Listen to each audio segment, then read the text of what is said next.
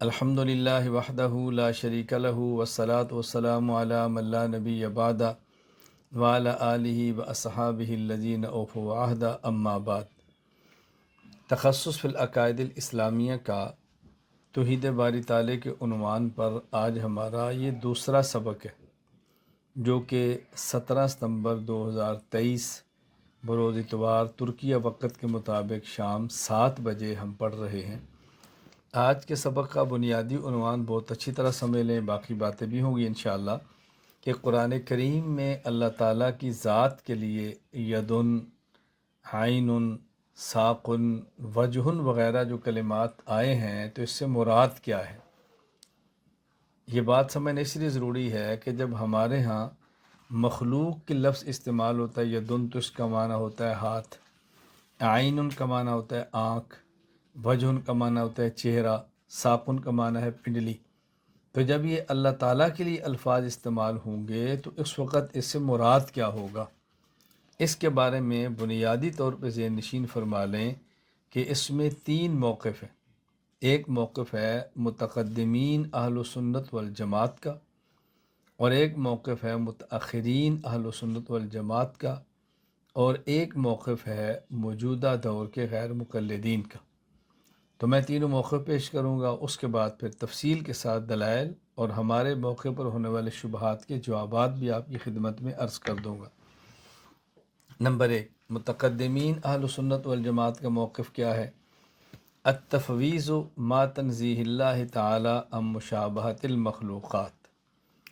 ہم ان الفاظ کے معانی کو اللہ تعالیٰ کے سپرد کرتے ہیں اس اعتقاد کے ساتھ کہ اللہ تعالیٰ مخلوق کی مشابہت سے پاک ہیں، یعنی یدن سے مراد کیا ہے اللہ تعالیٰ ہی جانتے ہیں۔ جب اللہ کے لیے عین کا لفظ استعمال ہوتا ہے تو مراد کیا ہے اللہ ہی جانتے ہیں، لیکن ہمارا یہ اعتقاد ضرور ہے کہ اللہ کے لیے عین یا اللہ کے لیے یدن کا جب لفظ استعمال ہوگا تو اس کا معنی وہ نہیں ہوگا جو کہ مخلوق کے لیے استعمال ہوتے وقت معنی ہوتا ہے۔ تو ہم ان الفاظ کے معنی کو اللہ تعالیٰ کے سپرد کرتے ہیں اس اعتقاد کے ساتھ کہ اللہ تعالیٰ مخلوق کی مشابہت سے پاک ہیں۔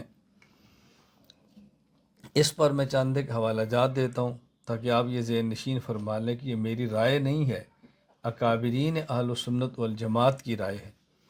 نمبر 1، امام ابو القاسم ہبۃ اللہ بن حسن بن منصور الطبری اللالکائی رحمہ اللہ تعالی، وفات 418 ہجری، اپنی سند کے ساتھ امام محمد بن حسن الشیبانی رحمہ اللہ تعالی، وفات 189 ہجری، 80 اور 9 189 ہجری، ان سے نقل کرتے ہیں شرح اصول اعتقاد اہل سنت والجماعت للالکائی کے اندر فرماتے ہیں اتفق الفقہاء کلہم من المشرق الى المغرب علی الایمان بالقرآن والاحادیث التي جاء بها الثقات عن رسول اللہ صلی اللہ علیہ وسلم فی صفت الرب عز وجل من غیر تغییر ولا وصف ولا تشبیہ۔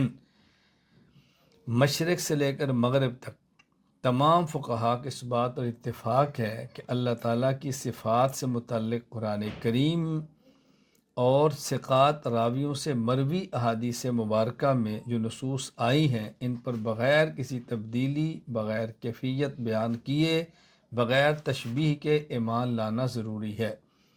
فمن فسر اليوم شيئا من ذلك فقد خرج مما كان عليه النبي صلی اللہ علیہ وسلم وفارق الجماعت فإنهم لم يصفوا ولم يفسروا ولكن افتوا بما في الكتاب والسنة ثم سكتوا۔ جو شخص ان صفات کا حتمی معنی بیان کرے، یعنی استوا کا معنی یقیناً یہ ہے، یدن کا معنی یقیناً یہ ہے، تو وہ حضور علیہ الصلاۃ والسلام کی شریعت سے ہٹ گیا اور سواد اعظم سے الگ ہو گیا، اس لیے کہ اسلاف نہ تو ان صفات کی کیفیت بیان کرتے نہ ہی تفسیر کرتے، بلکہ جو کچھ قرآن اور سنت میں اسی کو بیان کر کے ان کی تشریح کے بارے میں خاموش ہو جاتے۔ اسی طرح امام ابو القاسم ہبۃ اللہ بن حسن بن منصور الطبری اللالکائی رحمہ اللہ تعالی، وفات 418 ہجری، ایک اور سند کے ساتھ امام محمد بن حسن الشیبانی رحمہ اللہ، وفات 189 ہجری سے شرح اصول اعتقاد اہل سنت والجماعہ کے اندر احادیث حبوط کے متعلق یہ موقف نقل کرتے ہیں۔ حبوط حبت یا حبت حبوتن، حبوتن کا معنی ہوتا ہے اترنا، یعنی وہ احادیث کے جن میں یہ الفاظ ہیں ان اللہ یحبط الی سماء الدنیا۔ اب بظاہر اس کا ترجمہ کیا ہے؟ اللہ تعالیٰ اوپر سے آسمان دنیا کی طرف اترتے ہیں، یہ لفظی ترجمہ ہے۔ تو اس جیسی احادیث کے متعلق ہمارے کابر کا موقف کیا ہے؟ وہ فرماتے ہیں وعن محمد بن الحسن فی الاحادیث التي جاءت ان اللہ یحبط الی سماء الدنیا ونحو هذا من الاحادیث ان هذه الاحادیث قد روتها الثقات فنحن نرویها ونؤمن بها ولا نفسرها۔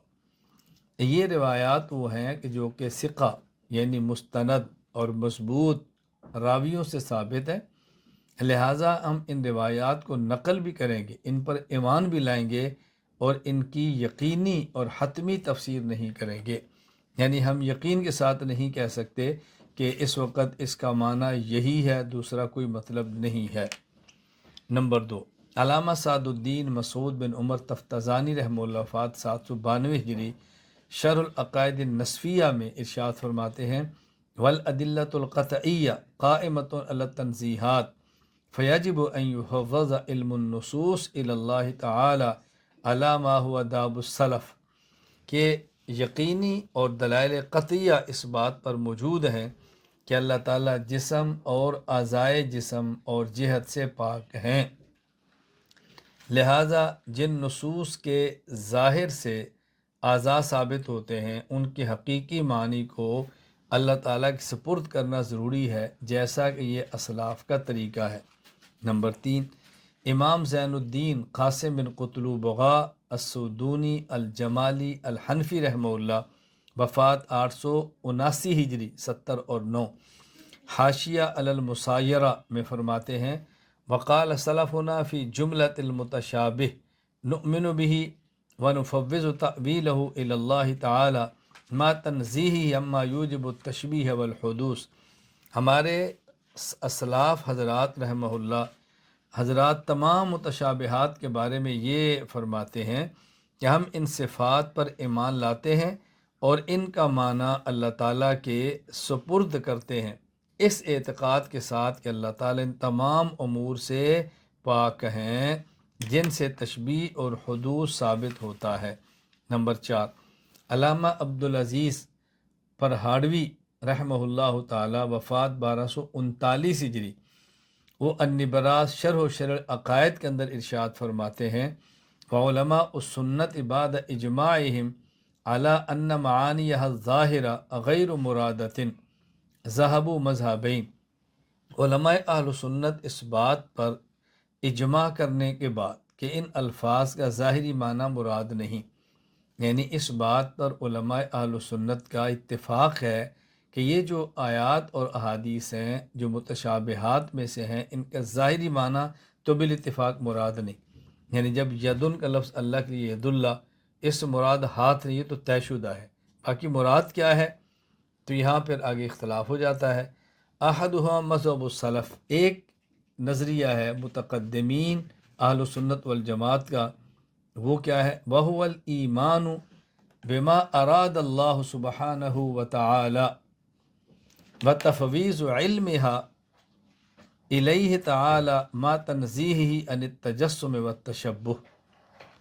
ایک موقف یہ ہے کہ ان صفات سے اللہ تعالیٰ کی جو بھی مراد ہو ہم اس پر ایمان رکھتے ہیں اور اس کا علم اللہ تعالیٰ کے سپرد کرتے ہیں، اس اعتقاد کے ساتھ کہ اللہ تعالیٰ جسم اور مشابہ ہونے سے پاک ہے، اللہ تعالیٰ جسم سے پاک ہے اور کوئی اللہ کے مشابہ نہیں، اللہ کسی کے مشابہ نہیں۔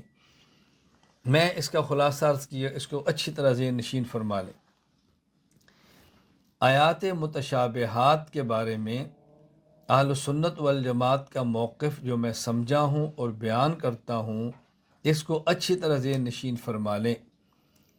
ان کلمات سے مراد اعضاء جسم نہیں، بات اچھی طرح ذہن نشین فرما لیں تاکہ الجھن نہ ہو۔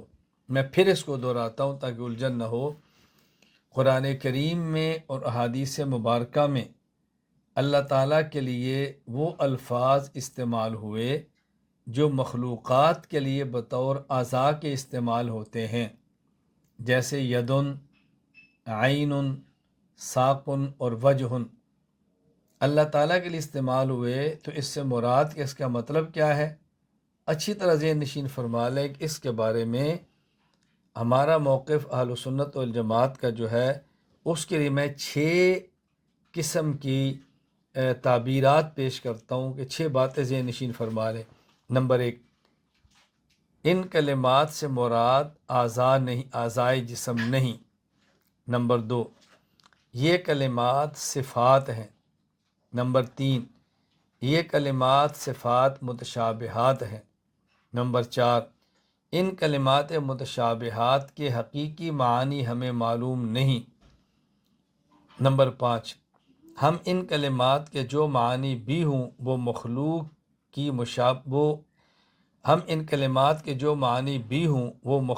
مشابہت سے پاک ہیں۔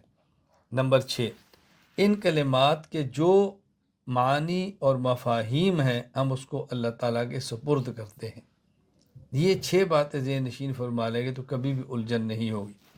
حضرت امام اعظم ابو حنیفہ نعمان بن ثابت رحمہ اللہ وفات 150 ہجری الفقہ الاکبر میں فرماتے ہیں، فما ذکر اللہ فی القرآن من ذکر الوجہ والید والعین فہو له صفات۔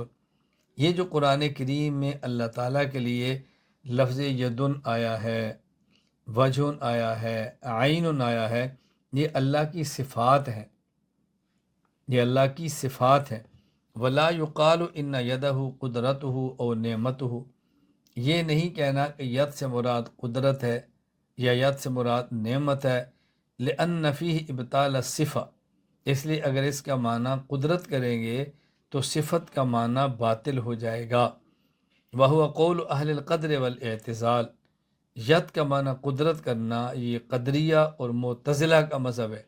واللہ یدہ صفتہ بلا کیف، لیکن ید اللہ کی صفت ہے جو کہ بغیر کسی کیفیت کے ہے۔ یہاں بہت اچھی طرح باتیں سمجھ لیں تاکہ الجھنے نہ ہوں، آگے بھی بار بار یہ بات آئی۔ پہلی بات یہ ہے کہ حضرت امام اعظم ابو حنیفہ رحمہ اللہ فرماتے ہیں کہ جب اللہ کے لیے لفظ ید آئے تو اس کا معنی قدرت نہ کریں۔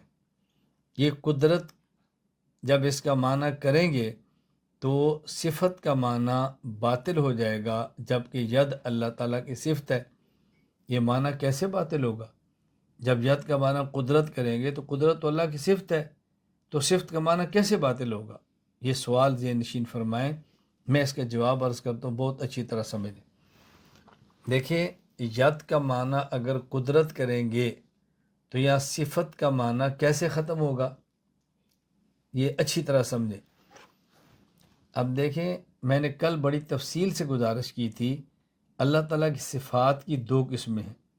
نمبر 1 صفات محکمات، نمبر 2 صفات متشابہات۔ محکمات جن کا معنی واضح ہے اور متشابہات کے جن کا معنی واضح نہیں ہے۔ جو صفات محکمات ہیں اس کی پھر 2 قسمیں بیان کی تھی۔ نمبر 1 صفات ذاتیہ، نمبر 2 صفات فعلیہ۔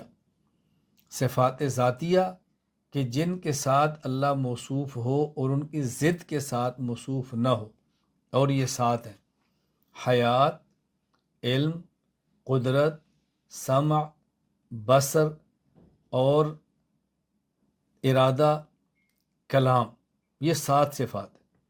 اب اللہ تعالیٰ صفت حیات کے ساتھ متصف ہے، اس کی ضد موت کے ساتھ متصف نہیں ہے، یہ صفت ذاتی ہے اور یہ 7 ہے۔ اور صفات فعلیہ کہ اللہ تعالیٰ اس صفت کے ساتھ بھی متصف ہوں اور اس کی ضد کے ساتھ بھی متصف ہوں، جیسے احیاء، زندہ کرنا، یہ اللہ کی صفت ہے، اور اس کی ضد کیا ہے؟ اماتت، مارنا، یہ بھی اللہ کی صفت ہے۔ اللہ محیی بھی ہے، اللہ ممیت بھی ہے۔ تو صفات محکمہ یا ذاتیہ ہیں اور یا فعلیہ ہیں۔ اگر ید کا معنی قدرت کریں گے تو یہ صفت محکمہ تو ہو نہیں سکتی۔ کیوں؟ اس لیے کہ محکمہ ہوگی تو یا ذاتیہ اور وہ 7 ہے، اور اگر آپ کہتے ہیں جی نہیں، صفت محکمہ تو ہو نہیں سکتی، بھئی صفت محکمہ تو وہ ہوگی کہ جس کا معنی بالکل جس کا معنی واضح ہو۔ اب ید کا جو معنی واضح ہے وہ قدرت نہیں ہے، وہ ہاتھ ہے، اور ہاتھ یہ صفت نہیں، یہ تو عضو ہے، جسم کا حصہ ہے، اللہ تو جسم سے پاک ہے۔ تو جو ید کا معنی واضح ہے وہ ہاتھ ہے، وہ قدرت نہیں ہے، اور محکمہ اسے کہتے ہیں کہ جس کا معنی واضح ہو، لہذا ید کا معنی واضح ہاتھ ہے، وہ قدرت نہیں ہے۔ تو جو معنی قدرت کریں گے وہ تو غیر واضح ہے۔ اب دوسری صورت کیا کہ متشابہ ہوگی، تو متشابہ کی دو قسمیں ہیں۔ نمبر ایک غیر معلوم المعنی، غیر معلوم المراد، لغوی معنی بھی معلوم نہ ہو اور اصطلاحی بھی معلوم نہ ہو۔ تو ید کا لغوی معنی ہاتھ تو معلوم ہے، یہ قسم بھی نہ ہوئی۔ دوسری قسم کیا ہے؟ غیر معلوم المعنی معلوم المراد، لغوی معنی معلوم ہو لیکن مراد معلوم نہ ہو۔ تو جب آپ نے کہہ دیا کہ ید سے مراد قدرت ہے تو اس کی مراد بھی معلوم ہو گئی، تو یہ متشابہ کی وہ قسم بھی نہ رہی۔ اس لیے امام صاحب فرماتے ہیں کہ ید کا معنی قدرت کرنے سے معنی صفت ختم ہو جائے گا، اس لیے ید کا معنی یہ کریں کہ ید اللہ کی صفت ہے بغیر کیف کے۔ اس کا معنی کیا ہے ہم اس کا معنی نہیں جانتے، یہ بات اچھی طرح ذہن نشین فرما لیں۔ اہل سنت والجماعت متاخرین کا موقف کیا ہے؟ اہل سنت والجماعت متاخرین کا موقف یہ ہے کہ یہ کلمات صفات متشابہات ہیں، ان کے حقیقی معنی اللہ تعالیٰ ہی کو معلوم ہے۔ ہم ان کے معنی میں درجہ ظن اور درجہ گمان میں مناسب مقام تعویل کرتے ہیں۔ ید کا معنی قدرت کرتے ہیں، عین کا معنی حفاظت کرتے ہیں، وجہ کا معنی ذات کرتے ہیں۔ تو متقدمین کہہ رہے تھے کہ یہ آیات متشابہات ہیں، ہم اس کا معنی نہیں کرتے، اللہ کے سپرد کرتے ہیں۔ متاخرین کہتے ہیں کہ ہم درجہ گمان میں اس کا معنی کرتے ہیں کہ ید کا معنی قدرت ہے، وجہ کا معنی ذات ہے۔ اس پر بھی میں چند ایک حوالہ جات پیش کرتا ہوں، پھر مزید اس پر بات کرتے ہیں۔ نمبر ایک، علامہ سعد الدین مسعود بن عمر تفتازانی رحمہ اللہ وفات 792 ہجری، شرح العقائد النصفیہ میں فرماتے ہیں یؤول بتأویلات صحیحہ علی ما اختارہ المتأخرون دفعا لمطائن الجاہلین وجذبا لذبح القاصرین۔ متاخرین اہل سنت والجماعت کا موقف یہ ہے کہ جو حلاق اعتراضات کے جواب دینے اور ضعیف العقیدہ مسلمانوں کے عقائد کی حفاظت کے لیے صفات متشابہات میں مناسب تعویل کی جائے گی۔ نمبر دو، امام کمال الدین محمد بن عبد الواحد بن عبد الحمید المعروف علامہ ابن الحمام رحمہ اللہ وفات 861 ہجری، المسایرہ مع المسامرہ میں فرماتے ہیں ھذا التعویل لہذ الالفاظ لما ذکرنا من صرف فہم العامة عن الجسمیہ وهو يمكن ان يراد ولا يلزم بارادته۔ ان الفاظ کی جو تعویل ہم نے ذکر کی ہے یہ عوام کو عقیدہ جسمیت سے بچانے کے لیے ہے، اور یہ ممکن ہے کہ معنی مراد لیا جائے درجہ گمان میں اور اس پر جزم اور یقین نہ کیا جائے۔ نمبر تین، علامہ عبدالعزیز پرہاڑوی رحمہ اللہ وفات 1239 ہجری، النبراس شرح و شرح العقائد میں فرماتے ہیں ومذہب الخلف تفسیرها بما یلیق به تعالی لاشتہار المذاہب الفاسدہ فی زمانہم وتذلیل مشبہۃ عوام المسلمین ففعلوا ذلک حفظا للدین۔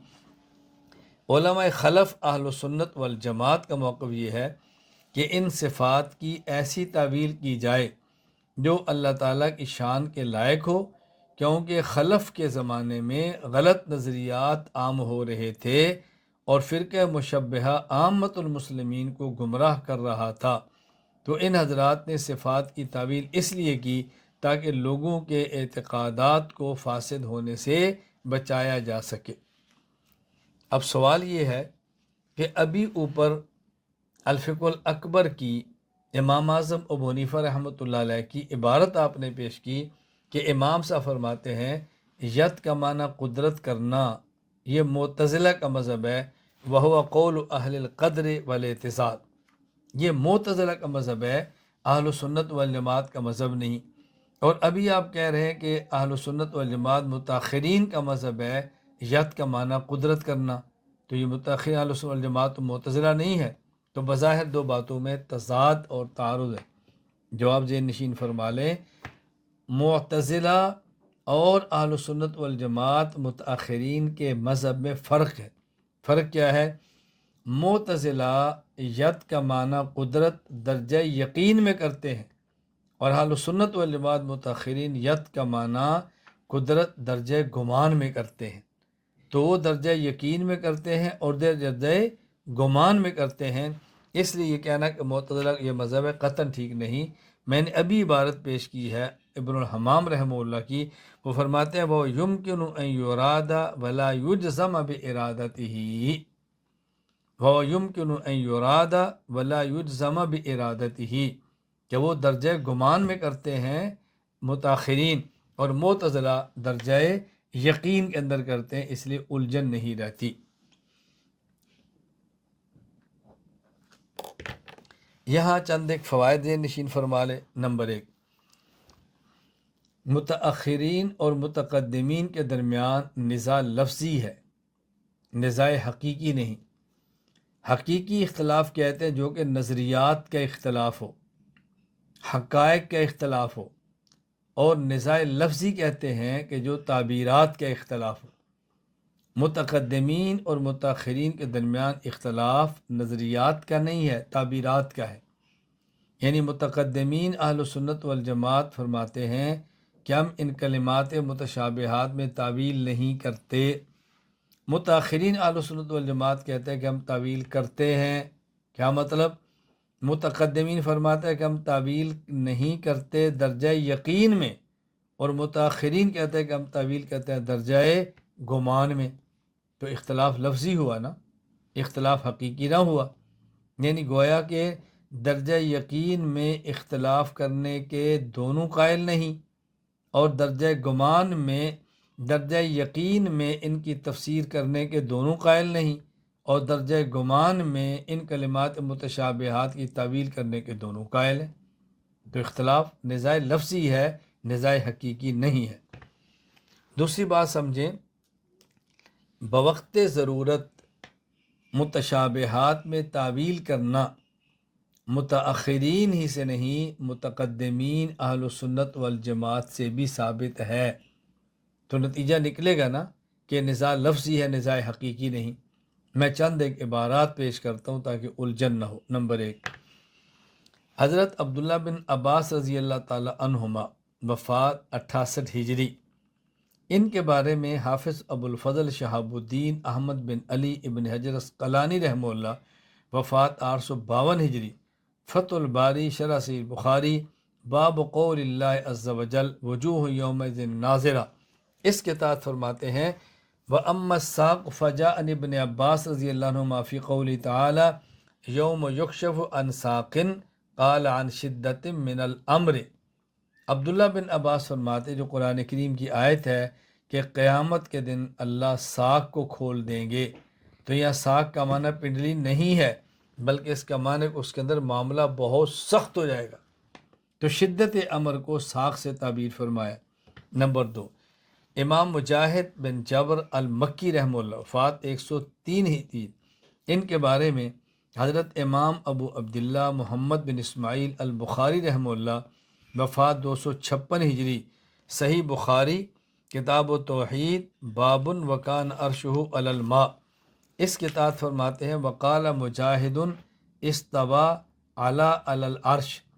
یہ جو قرآن کریم میں استوا، اس کا معنی علی ہے، یعنی اس کا معنی یہ نہیں کہ اللہ عرش پہ رہتا ہے، اس کا معنی اللہ عرش پہ غالب ہے۔ مزید میں اس پر آگے جب دلائل پیش کروں گا تو وہاں اس آیت پر ہم تفسیر کے ساتھ مزید روشنی ڈالیں گے انشاءاللہ۔ نمبر 3، امام اعظم ابو حنیفہ نعمان بن ثابت رحمہ اللہ تعالی، وفات 150 ہجری، الفقہ الاکبر میں فرماتے ہیں وَلَيْسَ قُرْبُ اللَّهِ تَعَالَى وَلَا بُعْدُهُ مِن طَرِيقِ طُولِ الْمَسَافَةِ وَقَصْرِهَا وَلَكِنْ عَلَى مَعنَى الْكَرَامَةِ وَالْهَوَانِ، کہ یہ جو کہتے ہیں کہ فلاں شخص اللہ کے قریب ہے اور فلاں شخص اللہ سے بعید ہے، تو یہاں قرب اور بعد کا معنی یہ نہیں کہ مسافت کے اعتبار سے قریب اور بعید ہے، فاصلہ ہے، آپ ناپ سکتے ہیں، یہ نہیں۔ اس کا معنی یہ ہے اللہ کے قریب ہے، یعنی اللہ کیا وہ عزت والا ہے۔ یہ شخص اللہ سے دور ہے، یعنی اس کی اللہ کا کوئی حیثیت نہیں، اللہ کا ذلیل اور خوار ہے۔ تو یہاں قرب اور بود کا مراد وہ مسافت کا قرب اور بود نہیں، بلکہ کرامت، عزت اور ذلت کا بود مراد ہے۔ نمبر 4، امام ابو عبد الرحمن عبداللہ بن یحییٰ بن مبارک اللغوی النحوی رحمہ اللہ، وفات 237 ہجری، غریب القرآن و تفسیر ہو کے اندر فرماتے ہیں الرحمن علی العرش استویٰ، استویٰ استولا، کہ یہ جو قرآن کریم میں ہے الرحمن علی العرش استویٰ، اس کا معنی استولا، اللہ تعالیٰ عرش کا مالک ہے، جس کا معنی یہ نہیں ہے کہ اللہ عرش پہ رہتا ہے۔ تیسرا فائدہ نمبر 3 سمجھے، یہ جو متاخرین اہل سنت والجماعت نے موقف اختیار کیا ہے کہ ہم ان کلمات متشابہات میں یا آیات متشابہات میں تعویل کریں گے، یہ موقف کیوں اختیار کیا ہے؟ امت کو مجسمہ کے فتنہ سے بچانے کے لیے۔ مجسمہ ایک فتنہ ہے، ان کا نظریہ ہے کہ اللہ تعالیٰ کا جسم ہے۔ دلیل کیا ہے؟ دیکھیں قرآن کریم میں ید اللہ فوق ایدیہم، اللہ کا ید ہے تو ہاتھ اسی کا ہوگا نا جس کا جسم ہو۔ قرآن میں ہے اللہ تعالیٰ کے لیے عین ہے، وَاصْنَعِ الْفُلْكَ بِأَعْيُنِنَا، تو آنکھ اس کی ہوگی نا جس کا جسم ہو۔ قرآن کریم میں یوم یکشف عن ساقٍ، تو ساق کا معنی پنڈلی، پنڈلی اس کی ہوگی نا جس کا جسم ہو۔ قرآن کریم کے اندر آتا ہے کل من علیہ فان ویبقى وجہ ربک ذو الجلال والاکرام، تو وجہ ان کا معنی چہرہ، چہرہ اسی کا ہوگا نا جس کا جسم ہو۔ تو وہ لوگ جو اللہ کے لیے جسم ہونے کے قائل ہیں، وہ بطور دلیل کے ان آیات کو پیش کرتے ہیں کہ یدن، عین، ساقن، وجہ، یہ جسم کا حصہ ہیں۔ تو جب اللہ کے لیے اعضاء ہیں تو اللہ کے لیے جسم بھی ہے۔ تو جو لوگ اللہ کے جسم ہونے کے قائل ہیں وہ ان آیات کو بطور دلیل کے پیش کرتے ہیں، اور جب انہیں یہ بات کہی جاتی ہے کہ دیکھیں آپ جب اللہ تعالیٰ کے لیے اعضاء کو ثابت کریں گے، توجہ سے بات سمجھنا، تو اللہ کے لیے جسم ثابت ہوگا، اور جسم تو حادث ہے۔ کیا مطلب؟ حادث کہتے ہیں جو پہلے سے نہ ہو، اسے کہتے ہیں حادث، اور قدیم کہتے ہیں جو ہمیشہ سے ہو۔ اللہ تو قدیم ہے، اللہ تو حادث نہیں ہے، اور جسم تو حادث ہے، کیونکہ جسم کہتے ہیں المرکب من جزئین فصاعدا، جو دو یا دو سے زائد چیزوں سے بنے اسے جسم کہتے ہیں۔ تو دو سے وہی بنے گا نا جو پہلے نہ ہو، تو پھر دو چیزیں ملے گی تو جسم بنے گا، تو جسم تو حادث ہوتا ہے، قدیم نہیں ہوتا۔ تو انہیں یہ کہا جاتا ہے کہ جب آپ اللہ تعالیٰ کے لیے ان چیزوں کو مانیں گے تو جسم لازم آئے گا، اور جسم تو حادث ہوتا ہے۔ اب وہ کیا کہتے ہیں؟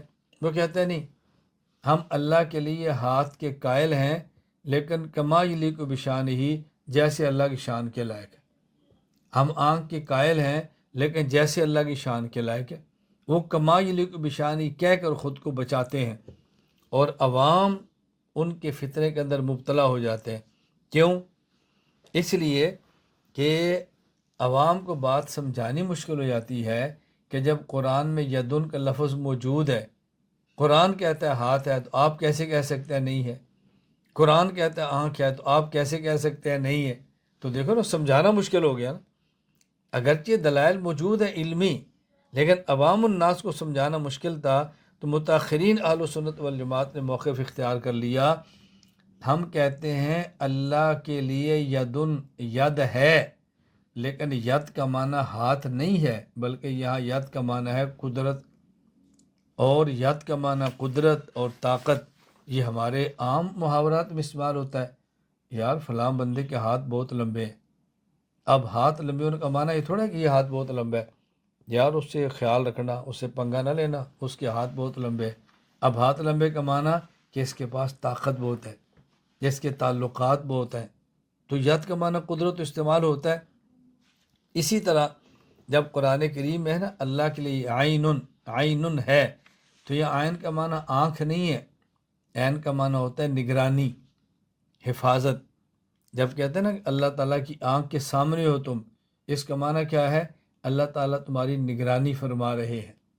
اللہ تعالیٰ تمہاری نگرانی. آپ نے دیکھا کبھی کہتے ہیں یعنی فلاں بندہ نگرانی کے اندر ہے، فلاں بندہ ریڈار کے اندر ہے، نگرانی ہو رہی ہے اس بندے کی.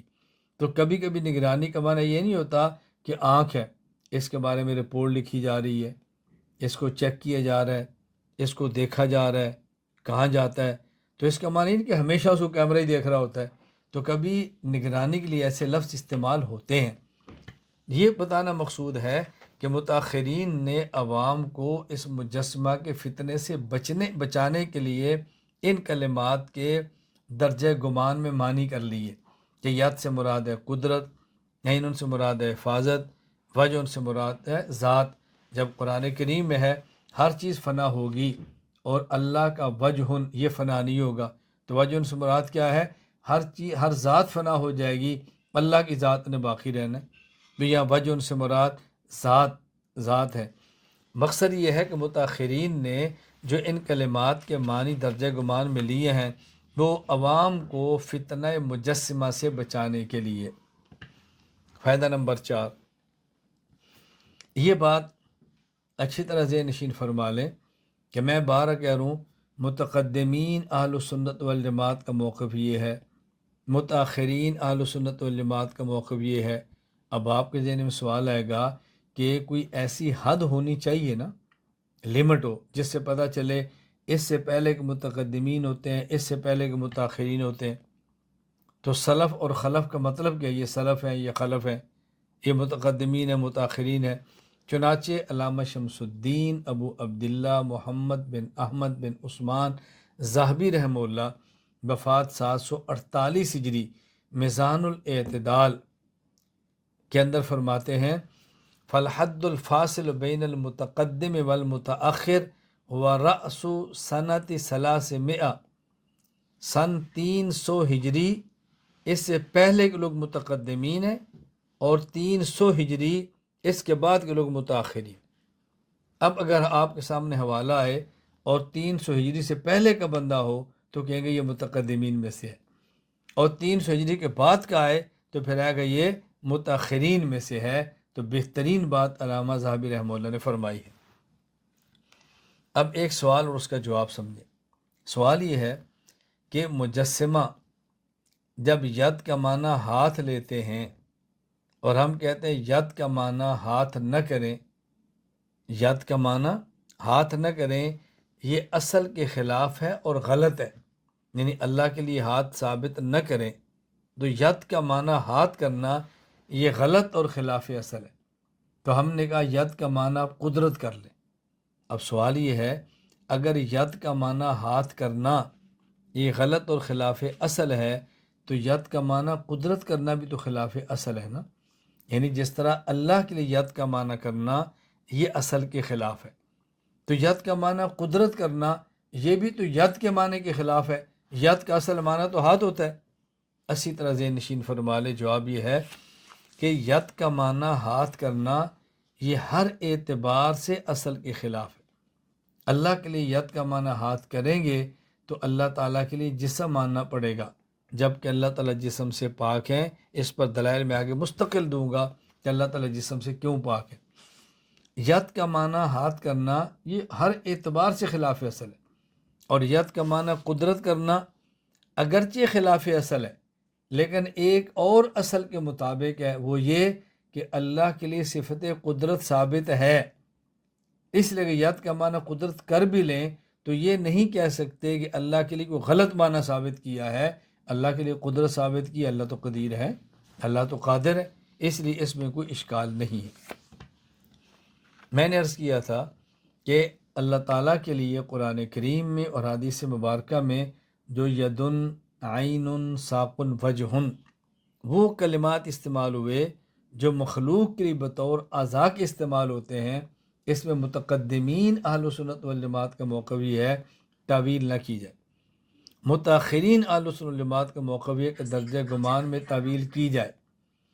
تیسرا موقف آج کے دور کے غیر مقلدین کا ہے.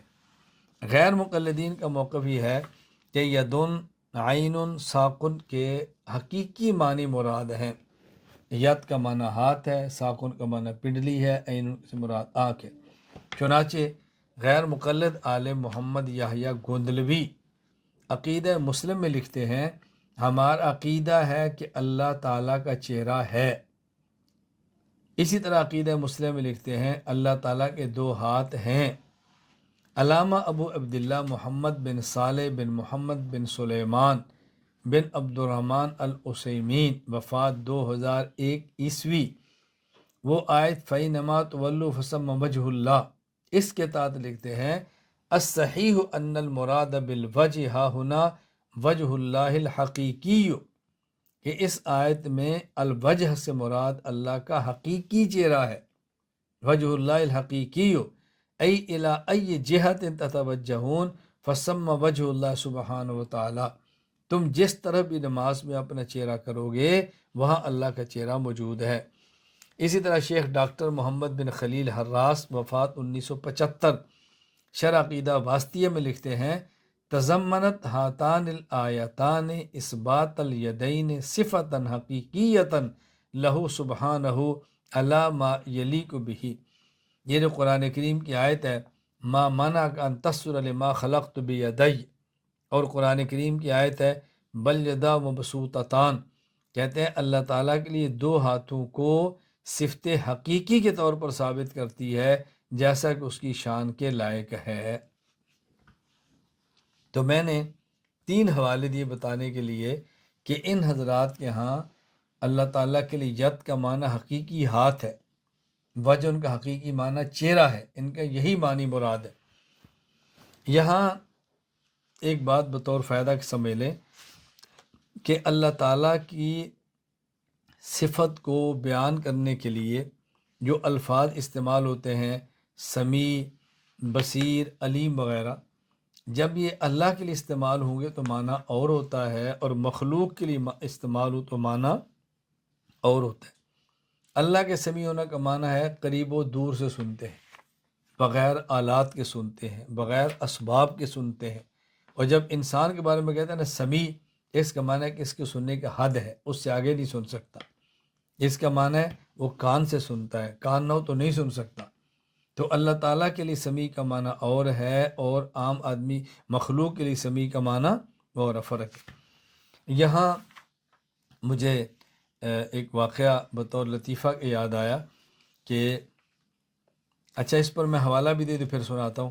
علامہ علاء الدین محمد بن علی بن محمد الحسکفی الحنفی رحمہ اللہ وفات 1088 ہجری الدر المختار میں لکھتے ہیں وجازت تسمیت بعلی و رشید من الاسماء المشترکہ ویراد فی حقنا غیر ما یراد فی حق اللہ سبحانہ وتعالی، کہ کسی شخص کا نام علی اور رشید رکھنا یہ جائز ہے۔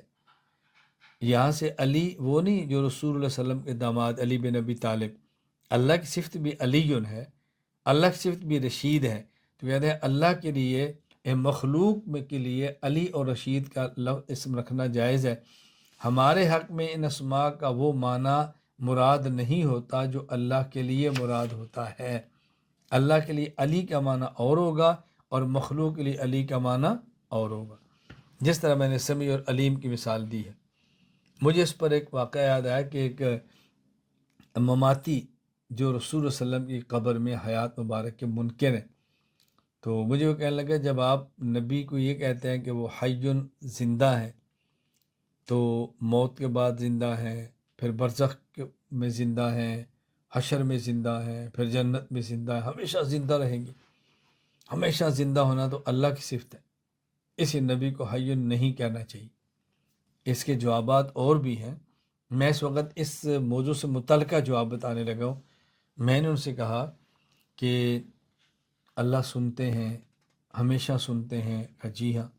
میں نے کہا پھر اللہ کو سمیع کہنا چاہیے اور آپ کے کان کے پردے پھاڑ دینے چاہیے تاکہ آپ نہ سنیں، کیونکہ اللہ بھی سمیع اور آپ بھی سمیع، تو شرک ہو گیا نا۔ ہم اللہ کو حی کہتے ہیں، نبی کو بھی حی کہہ دیا تو شرک ہو جائے گا، تو اللہ کو سمیع کہتے ہیں، پھر آپ کو سمیع کہہ دیا تو شرک ہو جائے گا نا۔ آپ کے کان کے پردے پھاڑ دینے چاہیے۔ میں نے کہا اللہ دیکھتے ہیں؟ کہا جی ہاں۔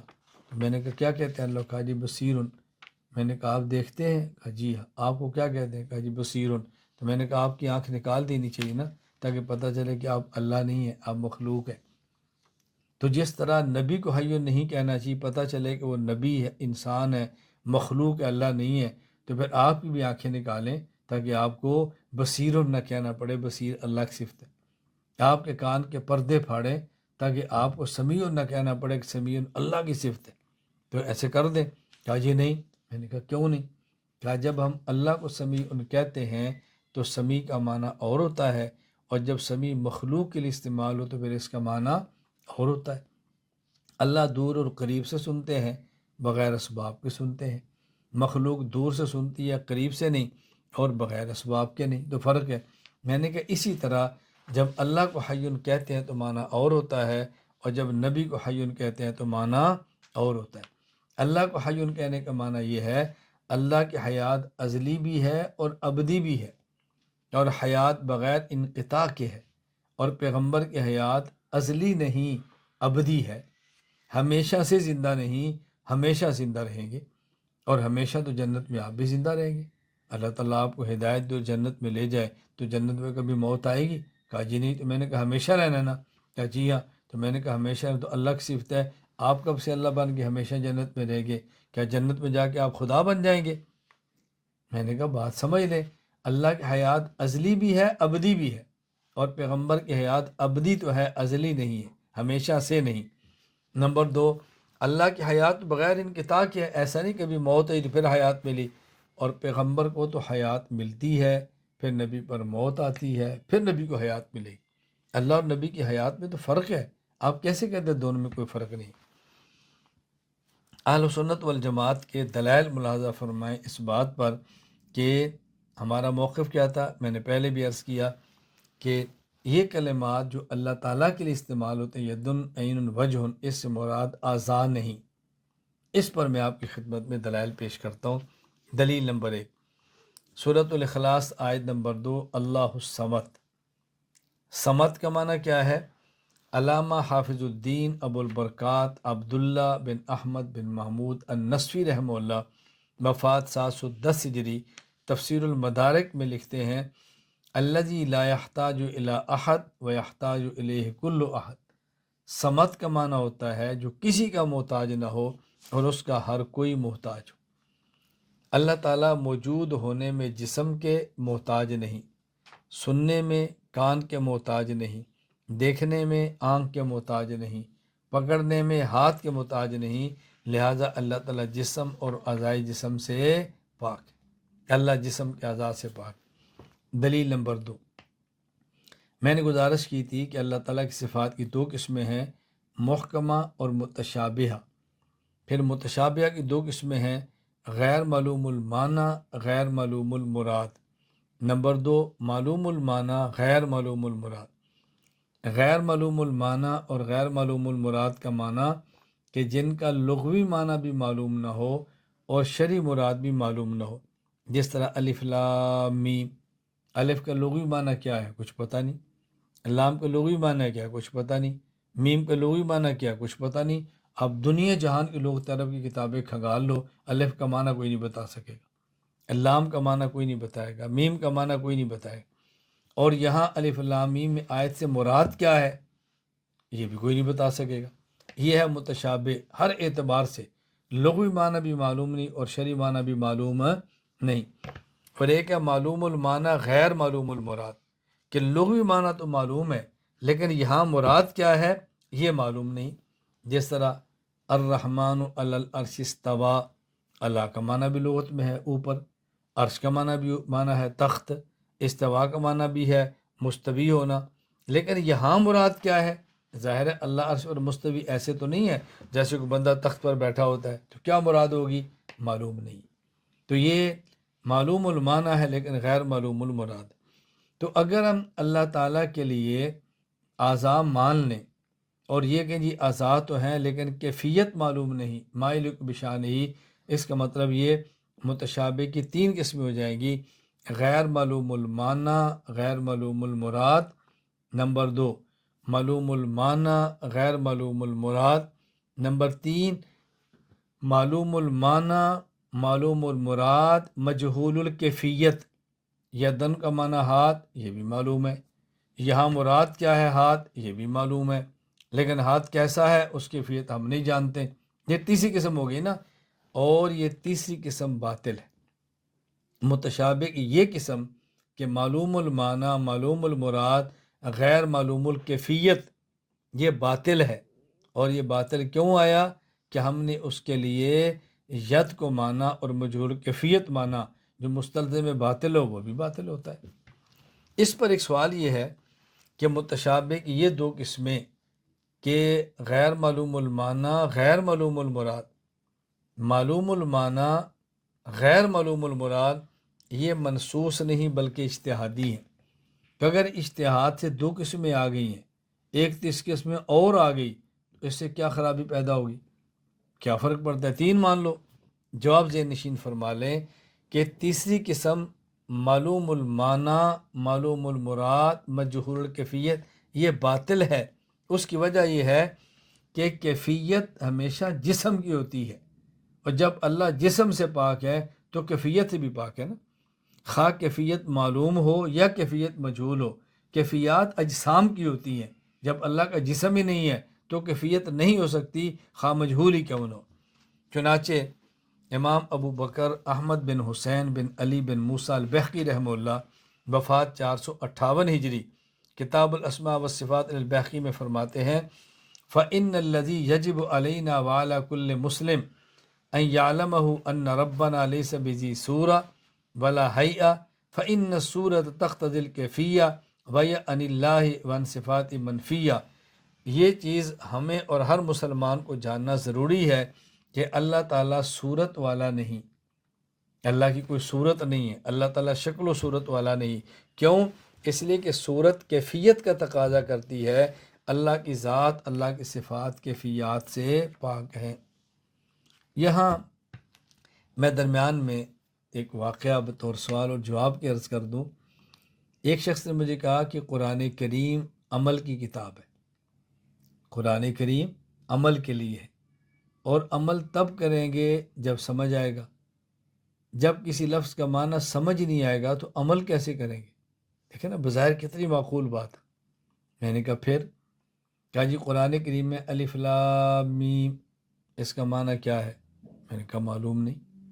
کہا کسی کو معلوم ہے؟ میں نے کہا کسی کو بھی نہیں۔ تو جب الف لام میم کا معنی معلوم ہی نہیں تو اس پر عمل کیسے کریں گے؟ جب عمل کر ہی نہیں سکتے، اس کو قرآن کا حصہ بنانے کا فائدہ کیا ہوا؟ آپ تو کہتے ہیں قرآن عمل کے لیے آیا ہے۔ عمل تو تب آئے گا جب سمجھ تو آئے۔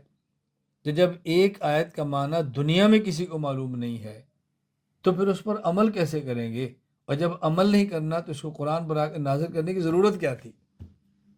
اب دیکھیں نا، بظاہر کتنا معقول سوال ہے۔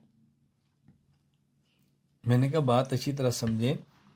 اللہ تعالیٰ نے ہمیں قرآن کریم کے آغاز میں یہ بات سمجھا دی ہے کہ تمہیں قرآن سمجھ تب آنا ہے جب تم اس بات کا اعتراف کرو کہ ہم اتنے عاجز، اتنے نالائق ہیں کہ الف کا معنی بھی نہیں جانتے،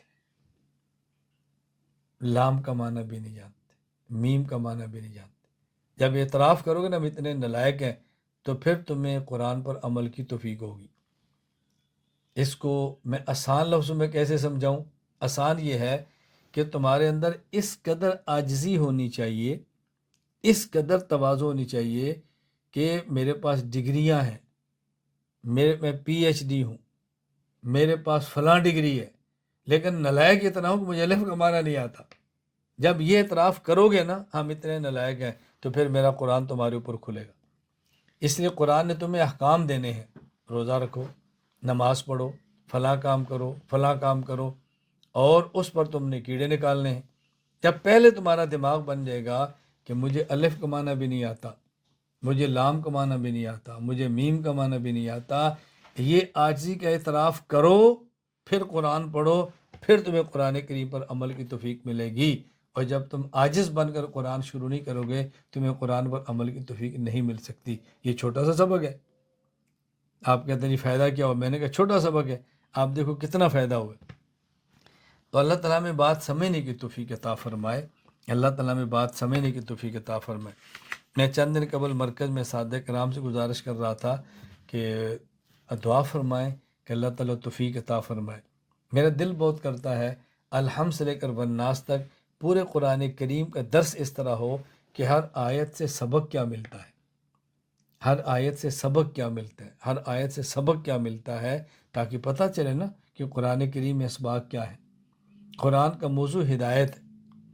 اگر کوئی ہم سے پوچھے کہ قرآن کا موضوع کیا ہے، تو یاد رکھنا قرآن کا موضوع ہدایت ہے، ہدی للمتقین۔ بس یہ بنیادی نقطہ سمجھ آئے گا نا، تو پھر بندے کو سمجھ آتا ہے کہ ہم نے خاموش کافیاں کرنی ہے، کہانی کرنی۔ کتنے بندے آپ کو ایسے ملیں گے کہ قرآن کی تفسیر کئی جلدوں میں لکھ رہے ہوں گے اور ایمان کی توفیق نہیں ملے گی، قرآن سے نقطے نکال رہے ہیں لیکن ایمان نہیں مل رہا۔ قرآن کریم میں تحقیقات ہو رہی ہیں، عمل سے خالی ہیں۔ شکل بھی دیکھو گے تو مسلمان نظر نہیں آئیں گے، لیکن قرآن کریم پر تحقیق ہو رہی ہے۔ قرآن کی بنیادی غرض کیا ہے؟ ہدن، ہدایت، ہدی للمتقین، یہ ہے بنیاد۔ کہ جب اللہ ہدایت دیتا ہے تو فضائل بن ایاس اپنے وقت کا ڈاکو چار دیواری میں چھلانگ لگا کے جاتا ہے، آگے رات کی تنہائی میں ایک عورت قرآن پڑھ رہی ہے اور اس نے آیت پڑھی، الم یأن للذین آمنوا ان تخشع قلوبہم لذکر اللہ، کیا ابھی اہل ایمان پر یہ وقت نہیں آیا کہ وہ اللہ سے ڈر جائیں؟ الم یأن للذین، کیا ابھی ان پر یہ وقت نہیں آیا کہ وہ ڈر جائیں؟ یہ آیت کان میں پڑی، وہیں رک گئے، کانپ گیا، بس وہیں سے واپس اور توبہ، ہدایت کے دروازے کھل گئے۔ ایک آیت سمجھ آ گئی، ہدایت ملی۔ کہاں ہم قرآن الناس تک پورا پڑھتے رہتے ہیں، نہ رونا آتا نہ ہدایت ملتی ہے۔ اور فضائل بن ایاز رحمہ اللہ جیسا شخص، آپ اندازہ فرمائیں ایک آیت نے کہہ پلٹ کے رکھ دی ان کی۔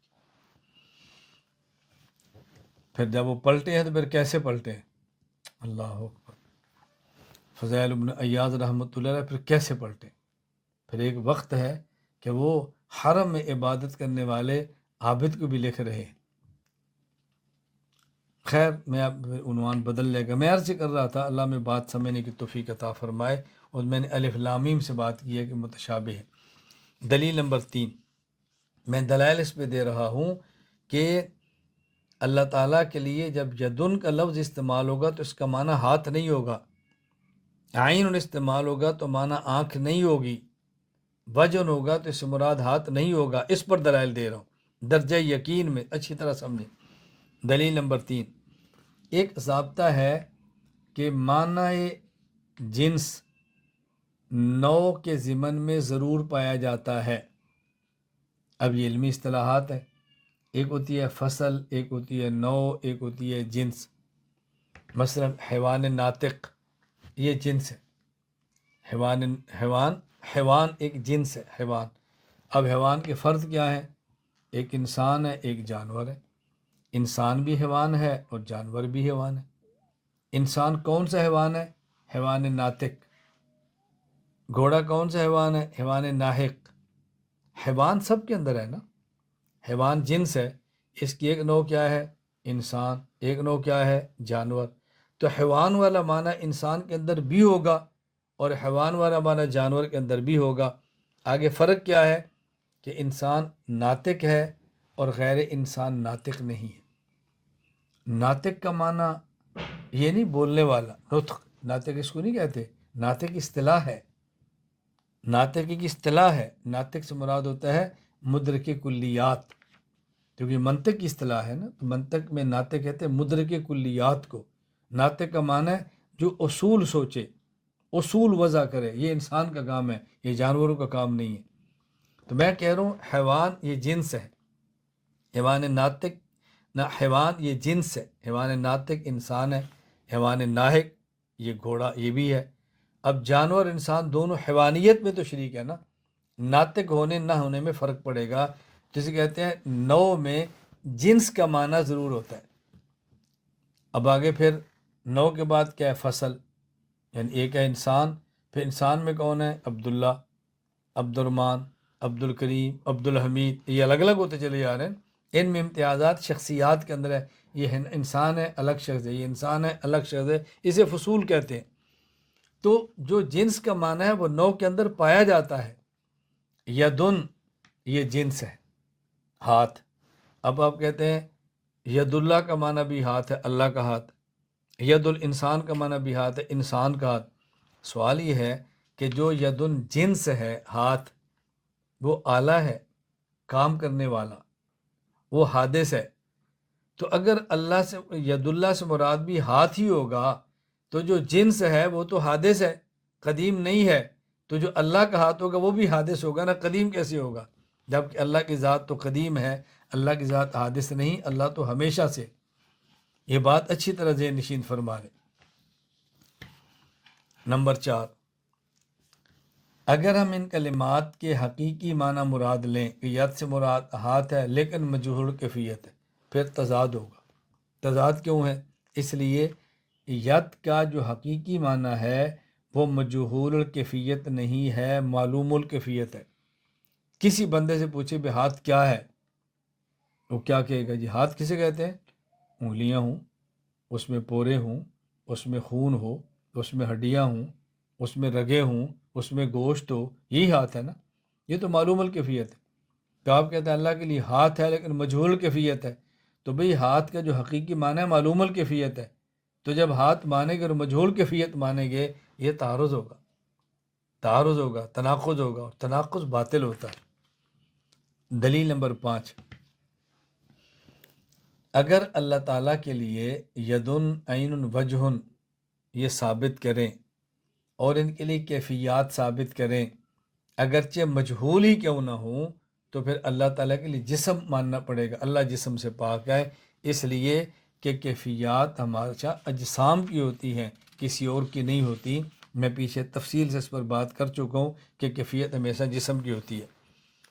امام باقی رحمہ اللہ فرماتے کتاب الاسماء والصفات میں، فَإِنَّ الَّذِي يَجِبُ عَلَيْنَا وَعَلَى كُلِّ مسلم۔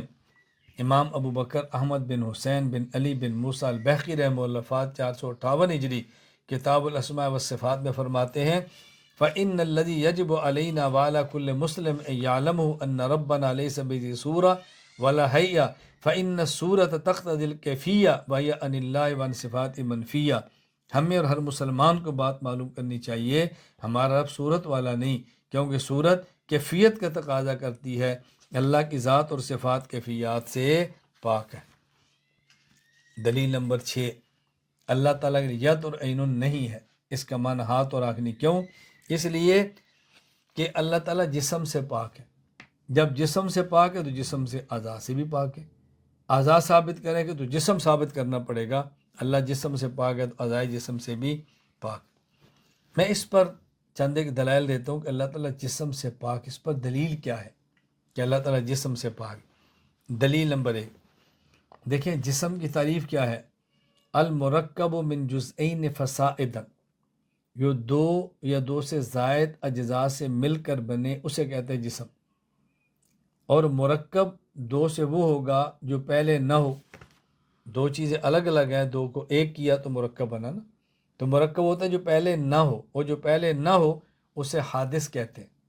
جسم حادث ہے، اللہ تعالیٰ حادث نہیں ہے، اللہ تعالیٰ قدیم ہے اور ہمیشہ سے ہے۔ دلیل نمبر 2، اللہ تعالیٰ جسم سے پاک ہے اس لیے کہ جسم جتنا بھی بڑا ہو اس کی حد ہوتی ہے۔ جسم جتنا بھی بڑا ہو اس کی ایک حد ہوتی ہے، اور اللہ تعالیٰ غیر محدود ہے، اس لیے اللہ جسم سے پاک ہے۔ دلیل نمبر 3، اللہ تعالیٰ جسم سے پاک اس لیے کہ جسم کی ایک خاص جہت ہوتی ہے، یا جسم اوپر ہوگا، نیچے ہوگا، دائیں ہوگا، بائیں ہوگا، خاص جہت کے اندر ہوتا ہے، ہر طرف نہیں ہوتا۔ اور اگر اللہ کا جسم مانیں گے تو ایک جہت ماننی پڑے گی، اللہ تعالیٰ جہات سے پاک ہے۔ دلیل نمبر 4، اگر اللہ تعالیٰ کے لیے جسم مانیں گے تو جسم ہمیشہ کسی خاص مکان میں ہوتا ہے، بغیر مکان کے جسم نہیں ہو سکتا، اور اللہ تعالیٰ مکان سے پاک ہے، لہٰذا اللہ تعالیٰ جسم سے پاک ہے۔ اب میں اس پر 2 دلیلیں دیتا ہوں۔ ہم کہتے ہیں اللہ مکان سے پاک ہے۔ اللہ تعالیٰ مکان سے پاک کیوں ہے؟ بات اچھی طرح ذہن نشین فرما لیں۔ دلیل نمبر 1، ایک ہوتا ہے مکان اور ایک ہوتا ہے مکین۔ مکین کہتے ہیں رہنے والے کو، اور مکان کہتے ہیں اس جگہ کو جہاں پہ رہیں۔ یہ ضابطہ ہے، مکان ہمیشہ مکین سے بڑا ہوتا ہے۔ مکان مکین سے بڑا ہوگا تو مکین اس میں رہے گا نا۔ اگر مکان چھوٹا ہوگا تو اس میں مکین رہے گا کیسے؟ مکان بڑا ہوتا ہے، مکین چھوٹا ہوتا ہے۔ اگر اللہ کے لیے مکان مانیں گے تو پھر اللہ مکین ہوں گے، تو لازم ہے کہ اللہ چھوٹے ہوں اور جس مکان میں رہتے ہیں مکان بڑا ہو۔ اس لیے ضروری ہے اعتقاد رکھنا اللہ تعالیٰ مکان سے پاک ہے۔ دلیل نمبر 2، اگر اللہ تعالیٰ کے لیے مکان مانیں، ایک ہوتا ہے مکان، ایک ہوتا ہے مکین۔ مکان ہمیشہ اپنے مکین کا احاطہ کرتا ہے۔ دیکھیں نا، میں کرسی پر بیٹھا ہوں تو کرسی نے میرے جسم کا احاطہ کیا ہوا ہے نا۔ ہم ایک کمرے کے اندر ہے تو کمرے نے ہمارا احاطہ کیا ہوا ہے۔ آپ گاڑی بیٹھیں گے تو گاڑی احاطہ کرے گی۔ اگر اللہ کے لیے مکان مانیں گے تو مکان محیط ہوتا ہے اور مکین محاط، جس کا احاطہ کیا جائے، جبکہ اللہ تعالیٰ محیط ہے، محاط نہیں ہے۔ وَكَانَ اللَّهُ بِكُلِّ شَيْءٍ مُحِيطًا، اللہ کا کوئی احاطہ نہیں کر سکتا، اس لیے اللہ تعالیٰ جسم سے پاک ہے۔ یہاں ایک بہت معروف اور اہم اشکال ہے، اس کو بہت اچھی طرح ذہن نشین فرمائیں۔ اہل علم اس اشکال کو سمجھے اور جواب کو سمجھے۔ اشکال کیا ہے؟ میں نے آپ کی خدمت میں عرض کیا کہ اللہ تعالیٰ کی ذات اور صفات کیفیت سے پاک ہے، خواہ کیفیت معلوم ہو یا کیفیت مجہول ہو، اللہ تعالیٰ کیفیات سے پاک ہے۔ اس پر سوال یہ ہے کہ حضرت امام مالک رحمہ اللہ تعالیٰ سے سوال کیا گیا اللہ کے بارے میں، تو امام مالک نے جواب کیا دیا؟ ذرا اس کو اچھی طرح سے نشین فرما لیں۔ امام مالک نے کیا جواب دیا؟ حضرت امام مالک سے پوچھا گیا ثم استوى علی العرش کیف استوى، قرآن کہتا ہے ثم استوى علی العرش کیف استوى، کیفیت کیا ہے؟ کہتے ہیں امام مالک فرمانے لگے الاستواء معلوم والکیف مجہول والایمان به واجب والسؤال عنہ بدعۃ۔ استواء کا معنی معلوم ہے، اس کی کیفیت مجہول ہے، اس پر ایمان لانا واجب ہے، اور اس کے بارے میں سوال کرنا بدعت ہے۔ آپ کہتے ہیں کہ کیفیت نہیں ہے، خواہ مجہول کیوں نہ ہو۔ امام مالک فرماتے ہیں کیفیت ہے، تو امام مالک نظریہ غلط کیسے بیان فرما سکتے ہیں؟ جواب ذہن نشین فرما لیں۔ اس قول کو نقل کیا ہے ابن ابی العز، کتاب العقیدۃ الطحاویہ کی شرح، اس کے اندر۔ اسی طرح الرد علی الجہمیہ میں ابن مندہ، انہوں نے نقل کیا۔ جواب ذہن نشین فرما لیں، بہت آسان جواب یہ ہے کہ یہ جملہ حضرت امام مالک رحمۃ اللہ علیہ سے ثابت ہی نہیں، صحیح سند کے تحت امام مالک سے ثابت نہیں۔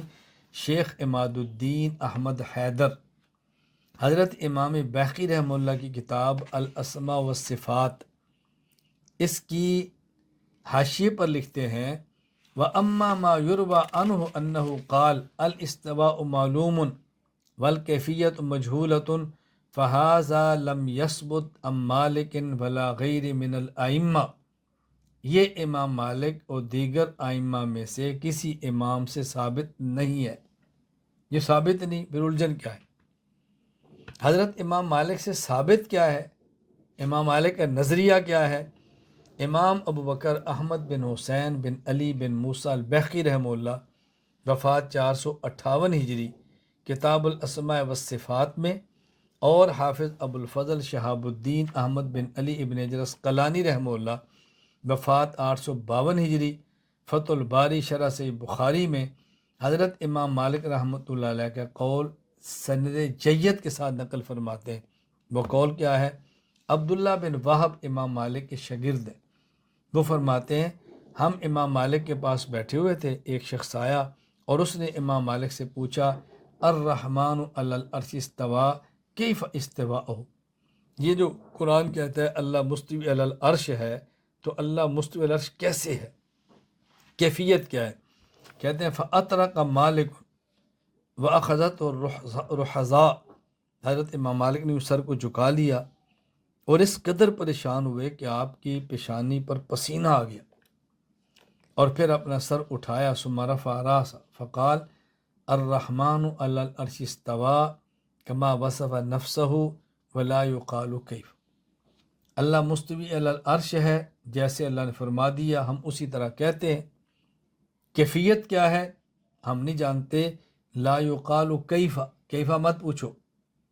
وکیف عنہ مرفوع، کیفیت اللہ کی ذات کے اندر نہیں ہے. اور آگے کیا فرمایا؟ وَأَنْتَ رَجُلُ سُوءٍ صاحب بدعۃ، تو برا انسان ہے اور بدعتی انسان ہے. فرمایا اخرجوہ، اس کو میری مجلس سے نکال دو. فاخرج الرجل، اس شخص کو وہاں سے نکال دیا گیا. تو امام مالک سے تو یہ ثابت نہیں ہے جو بات کہی جاتی ہے.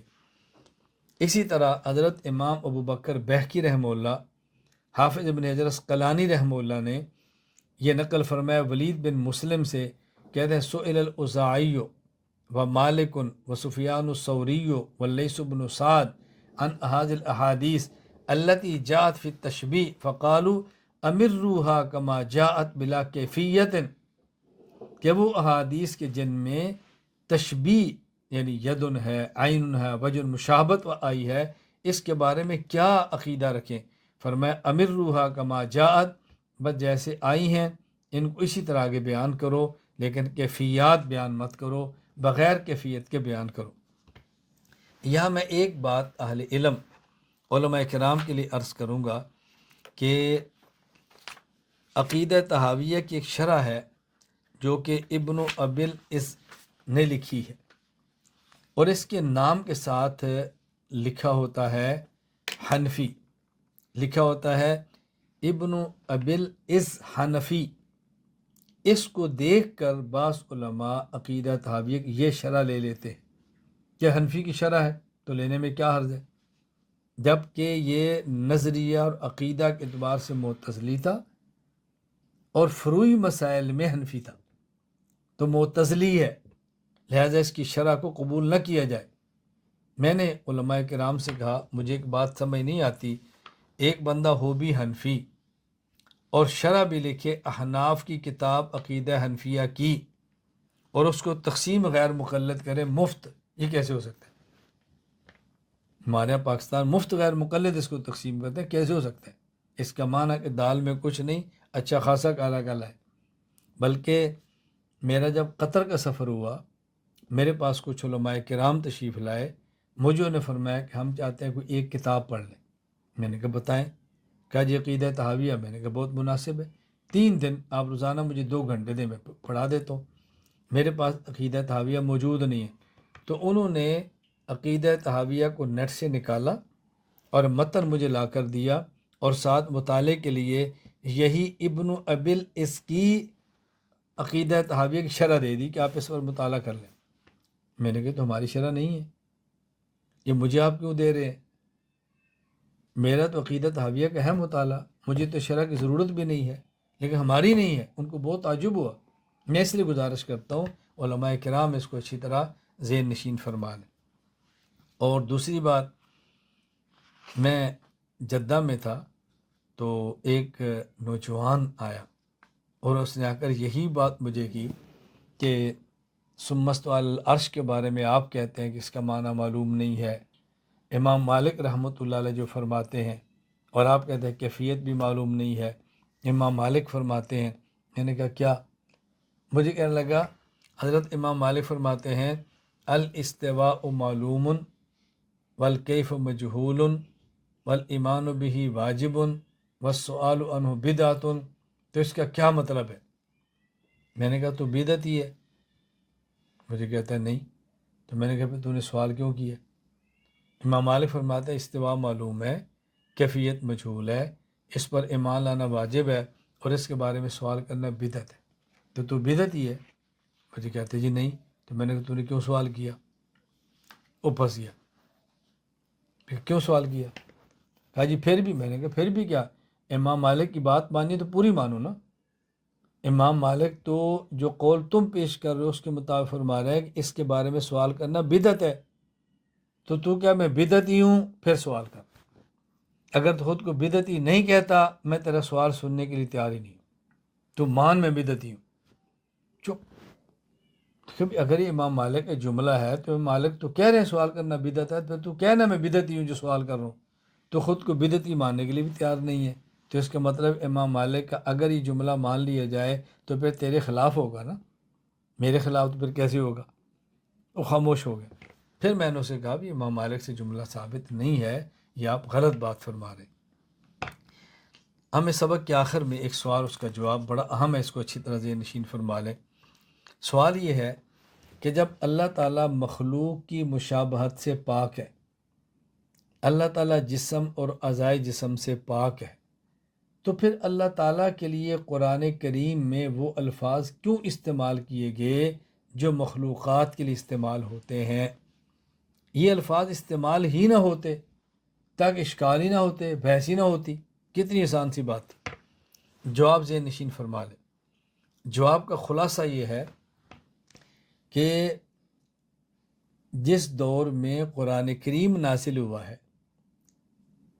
اس دور میں اور اس سے پہلے شرک اتنا عام تھا کہ لوگ جب بھی کسی کو خدا مانتے تو محسوس ہوتا۔ کوئی خدا مانتا ہے ستارے کو، ستارہ تو محسوسات نظر آ رہا ہے۔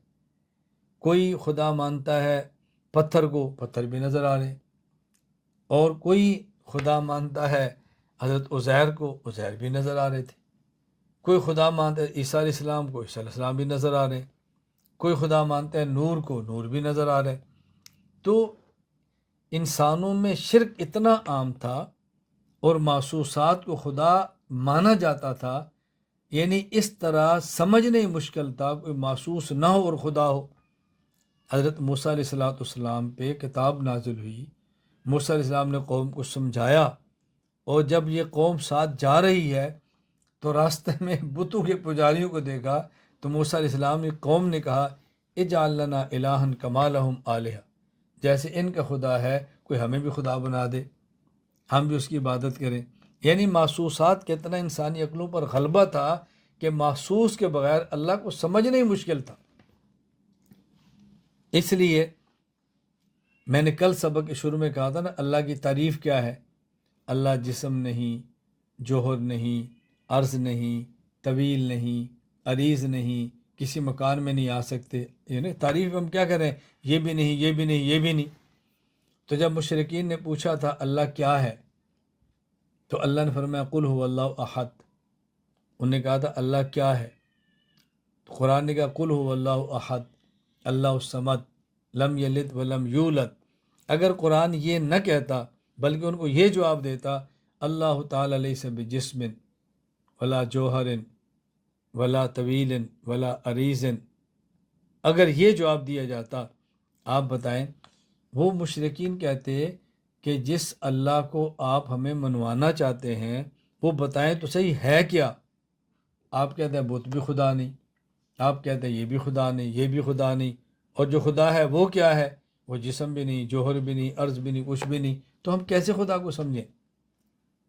اس لیے وہاں جب پوچھا گیا اللہ کیا ہے تو جواب آیا قل هو اللہ احد اللہ الصمد لم یلد ولم یولد۔ پھر یوں جواب دیا گیا تو مسئلہ حل ہو گیا نا۔ تو محسوسات کے انسانی عقلوں پر اتنا غلبہ تھا کہ اللہ تعالیٰ نے اپنے لیے وہ الفاظ استعمال کیے جو الفاظ مخلوق کے لیے استعمال ہوتے تھے، اور ان الفاظ سے بندہ مانوس تھا، لیکن یہ بتایا کہ اس کا مطلب وہ نہیں جو مخلوق کے لیے ہے، معنی اور ہے لیکن الفاظ یہ ہیں۔ تو الفاظ چونکہ بندہ استعمال کرتا تھا، لوگ الفاظ سے مانوس تھے، اس لیے ان الفاظ کو قرآن کریم کے اندر نازل کیا گیا۔ چنانچہ امام ابو الفرج عبد الرحمن بن ابو الحسن علی بن محمد تمیمی المعروف امام ابن الجوزی رحمہ اللہ، وفات 597 ہجری، دفع و شبہ تشبیہ کے اندر فرماتے ہیں ان الخلق غلب علیہم الحس فلا یکادون یعرفون غیرہ، کہتے ہیں مخلوق پر یہ محسوسات اتنے غالب تھے انسانی طبیعت پر کہ وہ محسوسات کے بغیر اللہ کو سمجھ ہی نہیں سکتے تھے۔ وسببہ المجانسۃ لہم فی الحدیث، اور اس کی وجہ محض یہ تھی کہ ان کی گفتگو میں الہ کا تذکرہ جب بھی ہوتا محسوسات کی بنیاد پر ہوتا۔ جب کہتے ہیں اللہ کون ہے؟ سورج۔ اللہ کون ہے؟ ستارہ۔ اللہ کون ہے؟ بت۔ اللہ کون ہے؟ بچھڑا۔ اللہ کون ہے؟ فلاں۔ تو وہاں محسوسات ہی کا وہ استعمال ہوتا تھا اور استعمال ہی کچھ نہیں ہوتا تھا۔ فعبد قوم النجوم، بعضوں نے ستاروں کی پوجا کی، واضاف الیہم المنافع والمضار، وعبد قوم النور، اور بعضوں نے روشنی کی پوجا کی اور اس کی طرف خیر کی نسبت کر دی اور شر کی نسبت ظلمت طرف کر دی۔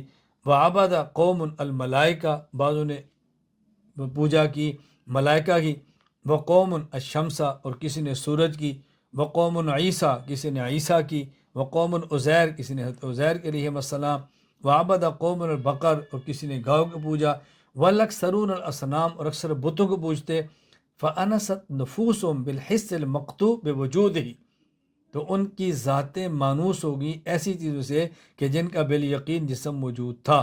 فلذلك قال قوم سیدنا موسیٰ علیہ السلام، موسیٰ علیہ السلام کی قوم نے کہا اجعل لنا آلہہ، ہمیں بھی خدا، اجعل لنا الہا کما لہم آلہہ، کوئی ہمیں بھی خدا بنا دے جیسے ان کا خدا موجود ہے۔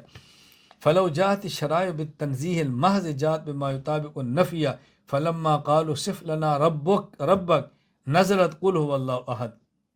اللہ اکبر۔ تو کہا اگر شریعت صرف اللہ کی تعریف کرتی تو یہی تعریف کرتی، یہ بھی نہیں، یہ بھی نہیں، یہ بھی نہیں، تو لوگوں کو سمجھنا مشکل تھا۔ تو جب انہوں نے یہ کہا نا ہمیں بتاؤ اللہ کیسا ہے، فرمایا قل هو اللہ احد اللہ الصمد لم یلد ولم یولد، اور اگر یہ کہا جاتا لیس بجسم ولا جوہر ولا ارض ولا طویل ولا عریض، اگر یوں تعریف کی جاتی تو وہ کہتے خد لنا النفی بان تمیز ما تدون الی عبادت النفی، اے محمد ہمیں وہ خدا بتا جس کی آپ تعریف کروانا چاہتے ہیں، پوجا کرانا چاہتے ہیں، تاکہ جو خدا نہیں اس سے اللہ الگ ہو جائے۔ آپ کہتے ہیں یہ بھی نہیں، یہ بھی نہیں، پھر ہے کیا، میں یہ تو بتاؤ۔ اب اللہ کی ذات تو بتانا مشکل ہے کہ اللہ کیا ہے، ذات تو بیان کرنے انسان کے اختیار میں نہیں ہے نا، اس لیے اللہ کی تعریف کی جاتی ہے کہ اللہ تعالیٰ جسم نہیں، جوہر نہیں، عرض نہیں، مکان میں نہیں، باقی کیا ہے وہ پھر اس کی صفات تو بیان کی جا سکتی ہیں، اس کی ذات کی تعریف نہیں ہو سکتی۔ وَإِلَّا فَأَنْتَ تَدْعُو إِلَىٰ عَدَمٍ۔ اللہ تعالیٰ ہم سب کو بات سمجھنے کی توفیق عطا فرمائے، اللہ تعالیٰ میں عقائد سمجھ کر سمجھانے کی اور عام کرنے کی توفیق عطا فرمائے۔ وآخر دعوانا الحمد للہ رب العالمین۔